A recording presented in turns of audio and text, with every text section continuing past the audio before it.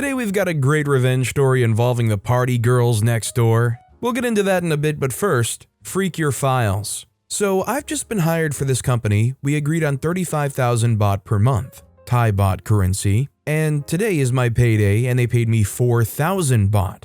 I asked why. They said because I'm on my probation. It's not stated in the contract, and they didn't tell me when hiring that on probation period I only get $310 a day for my 8 hours of work. So I checked the contract, and they didn't say freak about me deleting all the work I've done for them. I'm a translator, translate contracts, loan, etc. So I deleted every freaking file I've translated, some due for the government and loaner for view tomorrow, or the day after tomorrow, so it's very urgent. I deleted them all and formatted the dang computer. They don't have clouds, so nothing's stored, and freak myself off. I mean, I've heard of a lot of places taking advantage of people using probation as the cover. Oh, you have a 3-month period where we can fire you for any cause, or you don't get any bonuses, or we can't give you full-time hours, and oh, we're also extending your probationary period. But this is definitely one of the more scummy versions I've ever heard.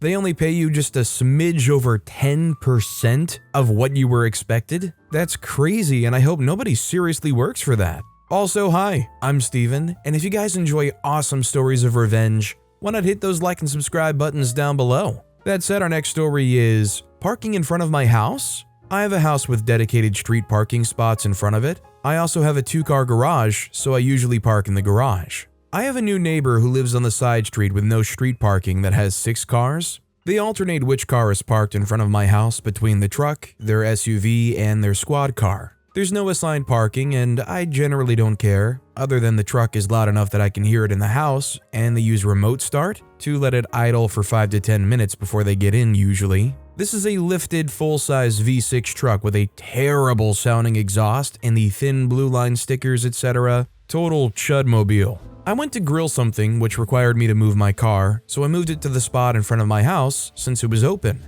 I'm lazy and just haven't folded the grill up, so I left my car parked there for a couple days. I then ran to the grocery store for about 10 minutes at 9:30 p.m. to grab a few things before they closed. When I got back, they had moved their lifted truck into the spot in front of my house from the spot across the street. I was shocked at how petty it was, like genuinely impressed. But given that they're a cop, this was less of a surprise and probably an indication they should not have the job they have if this is how petty they are. But I digress. So I used my doorbell camera to set up a motion zone notification for the parking spot. I got a notification and heard the truck start up, and they left. So I moved my car 1 spot forward to the spot in front of my house. They came back 10 minutes later. I could hear the truck and check the doorbell cam. I've told my partner about this and they think it's hilarious and fully endorse using their car to go places so we can leave mine in the spot in front of the house. Since I work from home, I don't use my car much. It's been there for about 6 days now. Tomorrow we go on a 2-week vacation and I'm just going to leave it parked in the spot.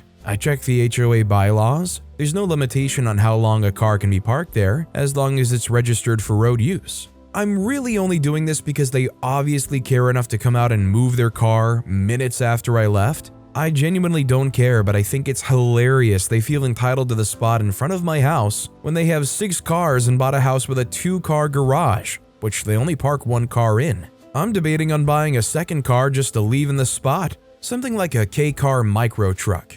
Am I being too petty? Is it just a jerk move to leave it there while I'm on vacation? I was thinking about it, but my partner suggested I leave it there while we're on vacation. One of the many reasons we're together, I guess. I would say it would be incredibly petty if OP went and bought a whole vehicle just to park it in that spot. But hey, I mean, if you've got the disposable income and that's the kind of hobby you want to take up, by all means, go for it. Our next story is, I'm a narcissist jerk. A contact in my network, call her Fiona, was a senior company general manager. She recently quit her job and called me, a recruiter in the same industry, to ask for help tracking her next role, and could we catch up for a coffee? Sure, I said. She asked, can you drive over my way? My car's in getting a service. No worries, I said, and made the 40-minute drive to a cafe near her place. As I arrived, she was finishing up her breakfast, a big plate of something, presumably eggs and bacon and toast, and drinking a coffee. I ordered a coffee and gave her about an hour of my time. She then said goodbye and left.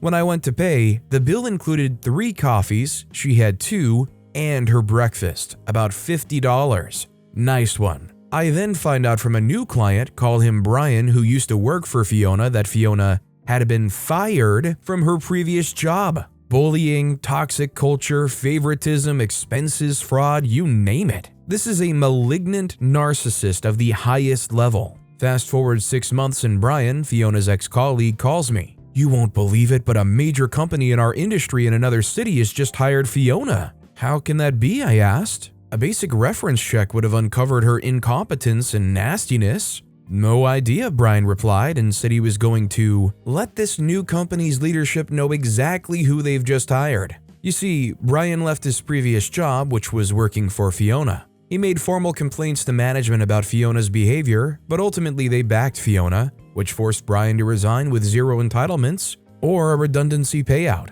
Fiona was fired about 6 months later when the truth emerged. As luck would have it, Brian ended up in a general management role himself, so he landed on his feet okay. He was still very unhappy that this new company had hired Fiona and dreaded what sort of impact she would have on the team there. So Brian set up an anonymous email account, and through my networks, I identified who the geographic region head was and passed it on to Brian, who filled the regional director in on exactly what sort of leader Fiona had been. He included 4 other names and numbers of people at the old organization who could vouch for what Brian was claiming. He included his own name and number to cover his tracks. A week later, Brian got a call from the regional head of human resources of the company Fiona had joined. He acted surprised, but gave them a rendition of Fiona's behavior at the old company. We heard nothing for about 6 months, during which the industry was abuzz with news that Fiona had landed this big role after her ignominious departure from the old company.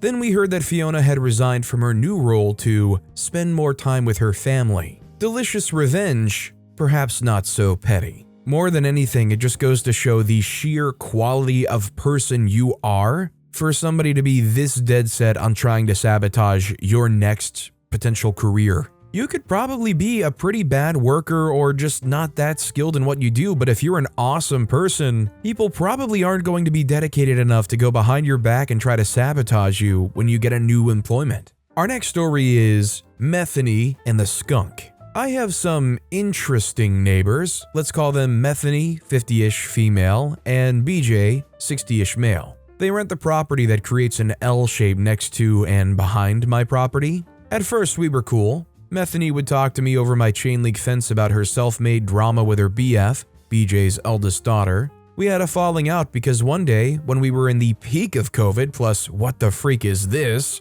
Hubs 2.0, the upgrade is watching coworkers die from the complications of the disease, Methany, after telling me of drama, decides to sign off on our little chat with, "Oh, by the way, I tested positive for COVID." So that went down like a nuke. I cut off all ties and had an 8-foot wooden privacy fence built. Methany was so mad she came to my door and pounded on it. I had to call the cops. But this is Florida, and she wasn't on the property, so they didn't trespass her, not even with our CCTV footage. I live in a ghetto. Now, there's other crap these clowns did to make me not like them, but you're here for a dang skunk. Methany and BJ have an interesting solution to needing an alarm system. Because they're wackadoos who think the gooberment is out to get them, they refuse to pay for a monitoring system. But they're concerned about the company they keep will steal or otherwise wish them harm. To solve this, they got 4 yappy little dogs. These little craps bark at anyone or thing that passes by the front gate. BJ ran over one a few years ago. It was dark, Methany wasn't minding them, and the dog was sleeping under a warm van. I have a pit bull, Buddy. He's the worst guard dog on the planet as everyone is friend-shaped, but he had one issue, which I've now trained out of him. He's so freaking smart. Fence aggression. So as the yappy dog collection grew, Buddy got more aggressive. Again, he's over it now and ignores them, but Buddy would go out with my little kids and they weren't very good at getting Buddy to listen. I'd be going out multiple times in the evening calling or physically removing Buddy from the back fence. Now ask me, was Methany and co. pulling their yappy dogs away from the fence? No. No, the residents that I could see through the brush and the fence would stand, arms crossed, and watch me deal with my dog but wouldn't call or pull their dogs away. I'm a suspicious person. I think they're trying to make an incident with the dogs in order to sue me or otherwise get back at me. I don't know, but I smelled a skunk. So, I was done chasing my dog away from one section of fence not blocked by my privacy fence. I figured if I put down something really nasty smelling, neither Buddy nor the yappers would want to come and fight. I was right, and so very, very, very wrong.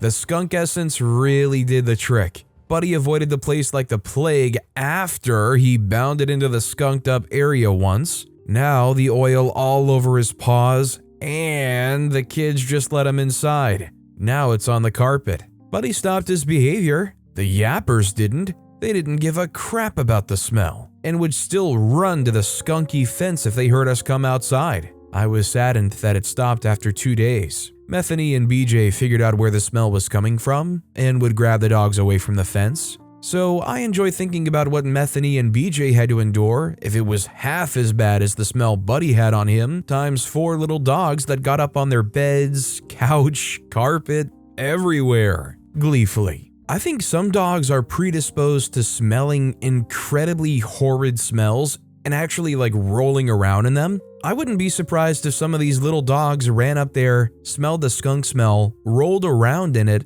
probably went back inside their house and rolled around on the carpet to really get the stink in. This next story is Shampoo Revenge. Told to me decades ago by a girl in my friend group at the time, Jane, about her breakup with a cheater. Her boyfriend was an arrogant butt. Jane was attractive, smart, had a good job. He was less attractive and less smart, although he thought he was next level. Nice thick head of hair though. I think they were living together for about 3 years when she found out he was cheating. He said he wanted to stay in the rental and asked her to move out. Turns out he wanted to move the affair partner in. Jane told him, "No hard feelings, these things happen. Of course we can be friends." Jane moves out and keeps the key. She starts letting herself in when they're out and putting small amounts of depilatory cream into his shampoo. She keeps in touch, landline, making sure he's okay, and he starts confiding that his hair is kinda melting in places. She said one of the best things was him giving her regular, voluntary updates. So this guy's definitely a cheater and scummy for that, but does anybody else kinda feel bad for this guy? As somebody that admittedly would say like I don't have the best head of hair, hearing somebody who does have this nice thick head of hair and knowing that it's getting sabotaged through chemicals that are being slipped in definitely just kind of makes me feel bad for them, and I think they're coming off worse than the cheater ever was, especially the almost sadistic enjoyment as they continue to get updates about it. Our next story is, I ruined my coworker's first chance at a vacation in 3 years. My coworker and I share a space. She's been there 3 years, myself 5 months. She's not my boss, but constantly looks over my shoulder, telling me how to change my work. She's rude to the people we work with overseas online. She does it all on speakerphone and ignores me when I ask her to use a headset while she yells at them. She talks about her stomach problems and her issues pooping. If another coworker comes to speak to me, she answers for me and over me. She also swears at her computer, verbally responding to emails she doesn't like, talks over her breath while reading her work constantly. I told her many times to please stop, and she got ticked saying she doesn't jump to my tune and complains of having to walk on eggshells around me, as she isn't accustomed to modifying her behavior for anyone. The company is tiny, the owner insanely, pitifully cheap, so I'm the first person in years that is able to cover her work. She is desperate for vacation and recently booked a long trip to Hong Kong for 2.5 weeks. She doesn't know yet. I was recently offered a way better full-time job through someone I've worked freelance for in the past. My freelancer was understanding if I was to wait a bit before I end my current employment, as my coworker's holiday is in 2 weeks. But I think I'll give my notice early. Our boss is a huge jerk, and my coworker hates his guts, and it should be an interesting fallout, as if she goes on holiday and there's no one else who can do her job, she will have a total meltdown.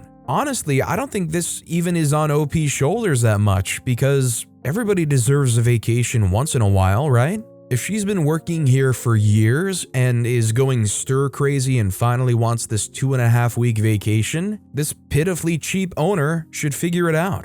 Our next story is, steal the power socket I'm using? Fine, I'll steal your power supply. My coworker is one of many that works for a government agency. There are like 10 to 20 different projects, each with their own team, so I don't know most of these people. Access to our UAT and prod environment are done through terminals specifically set up in rooms. There's around 20 in UAT and 40 in prod, and demand for terminals is pretty high. It's first come, first serve. So basically by 9 a.m., every terminal will be in use or reserved by people leaving their bags or laptops there. Also, there's a scarcity of power sockets. So like terminals, they get taken up quickly. It's not a big issue, but it sucks when your laptop dies and you need a charge. The worst offenders are people who just permanently leave something to reserve a terminal. They leave a jacket on the chair or a water bottle on the terminal, like as if it's their own office. Officially, you're not supposed to do this, but people do it anyway. So one such person has pretty much dominated a terminal as her own.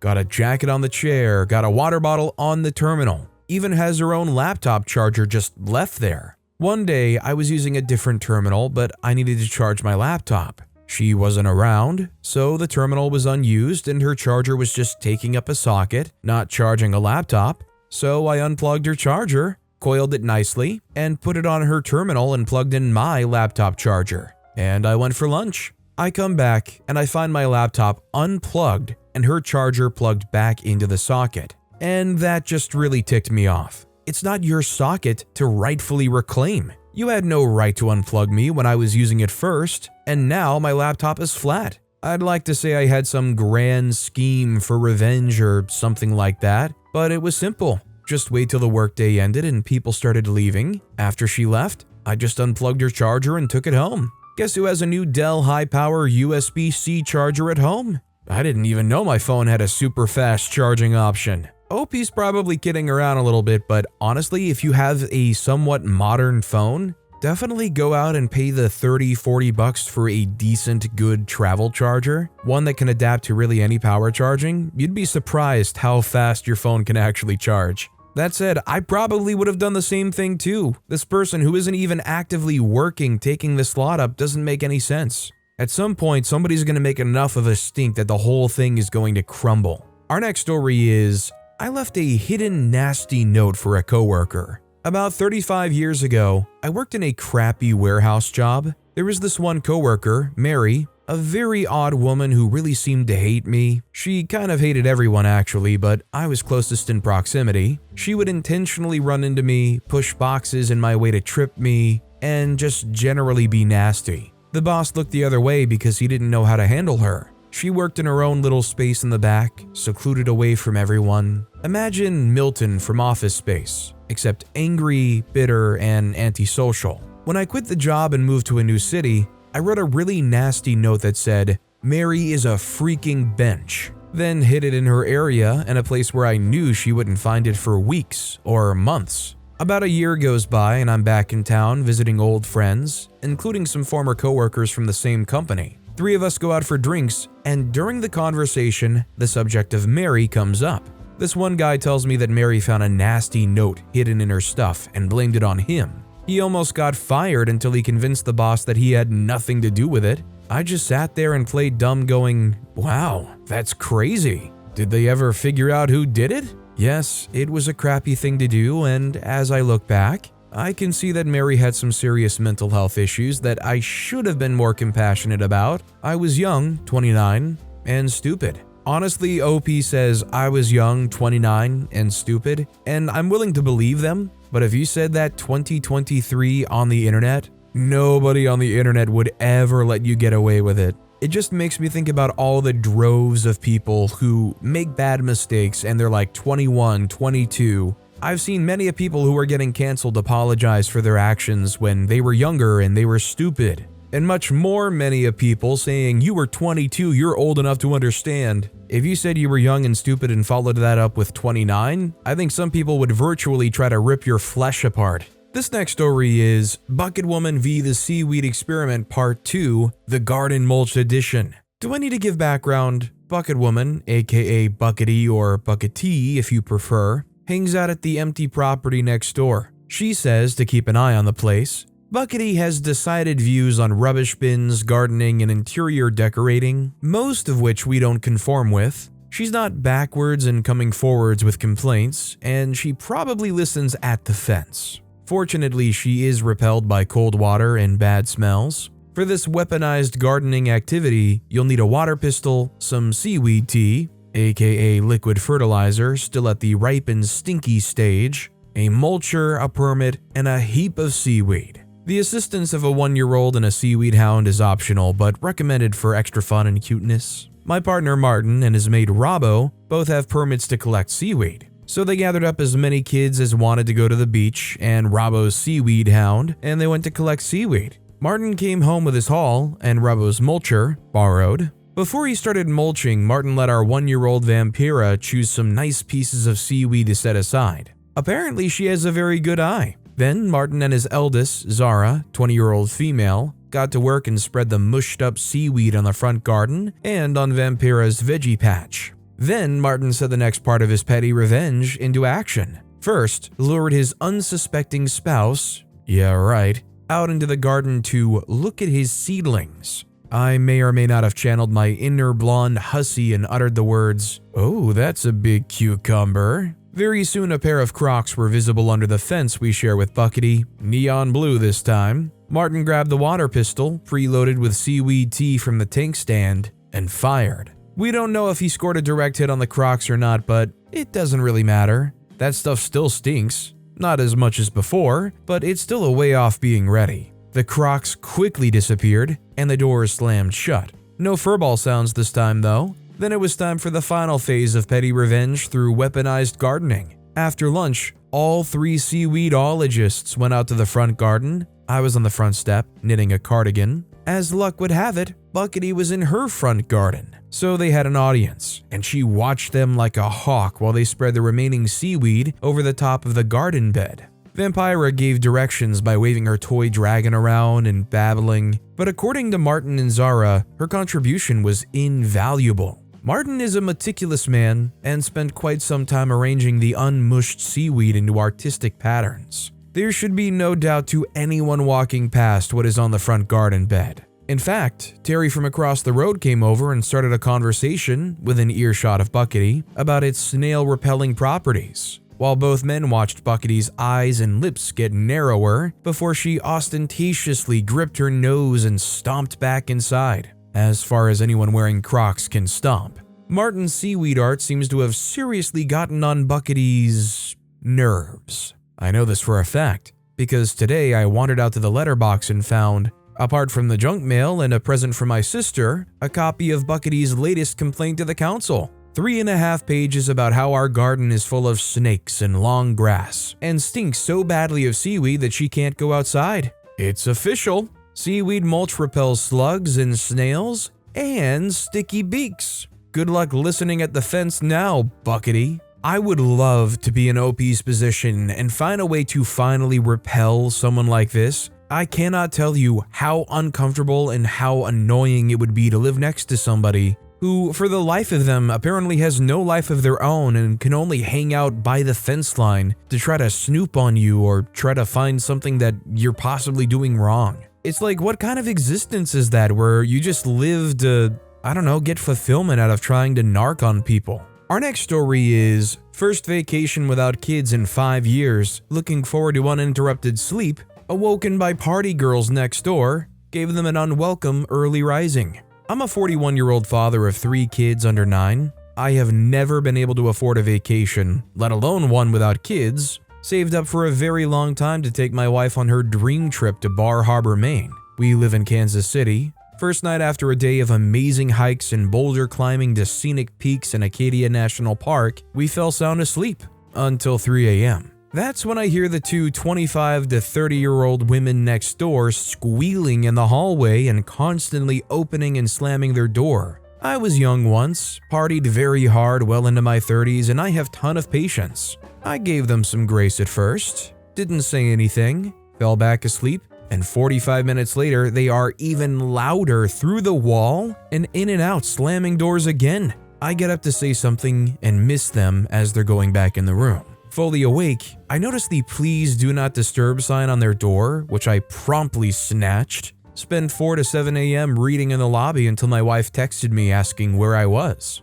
After we got ready and went out for breakfast, I was there to see the maid knock and enter their room to wake them up and heard their reactions. Miserable and hungover. I gave the maid a tip of $50 and apologized for their rudeness. It's the least I could do for making her catch a stray bullet. Honestly, I don't even think it's that bad for them though. It would be one thing if you started playing your own loud music and gave them a proper rude hangover wake up, but I'm sure the maid, despite getting treated rudely by them, wasn't all that loud or annoying or anything. This next story is Tit for Tat Shopping Cart Game in a parking lot. I posted this as a comment and someone suggested I make it into a post. This happened a long while ago. I stopped at a local grocery store to pick up a few items on my way home from work. I carried out the 2 bags back to my car. There was a woman loading groceries into the trunk of her car parked to the left of mine. I got in my car and put the bags on the seat. I started the engine and messed with the radio for a few seconds. I slowly backed up and bang!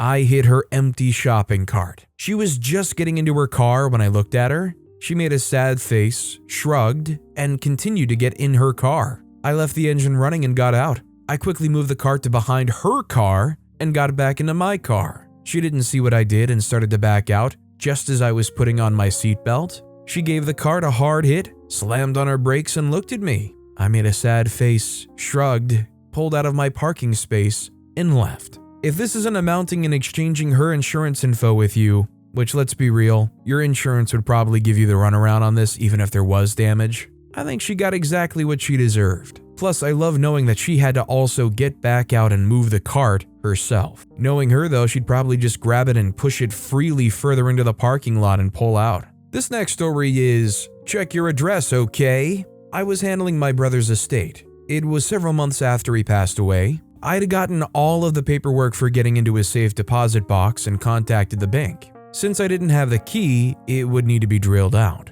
The tech would have to drive 2 hours to our hometown, so that would be on top of the already pretty hefty cost for the drill out. When they said that the safe deposit box was in our hometown, I was surprised. My brother hadn't lived there since high school and had spent 40 years living and working in a much larger town 2 hours away. I lived 400 miles north of the hometown, and then my brother's town was another 100 miles away. My plan was to drive down on a Sunday afternoon and go to my appointment with the bank on Monday afternoon at 3 and drive back home that day. In that way, I would only miss 1 day of work. I show up at the bank at 2:45. The safe deposit clerk goes, "Oh, I'm so sorry. The safe deposit box isn't here. It's in the other town. And I didn't have your number. If you hurry, you get there by 5. First of all, the clerk did have my cell phone number since we had done telephone tag the Friday before. They could have called me early Monday morning and I could have been to the other location that afternoon. And second, that's not how traffic works. Other than rush hour, it was 2 hours. In rush hour, it could be another hour at least. I rescheduled the drill out for the next day. I called into work that I would be taking the rest of the week instead of just 1 day.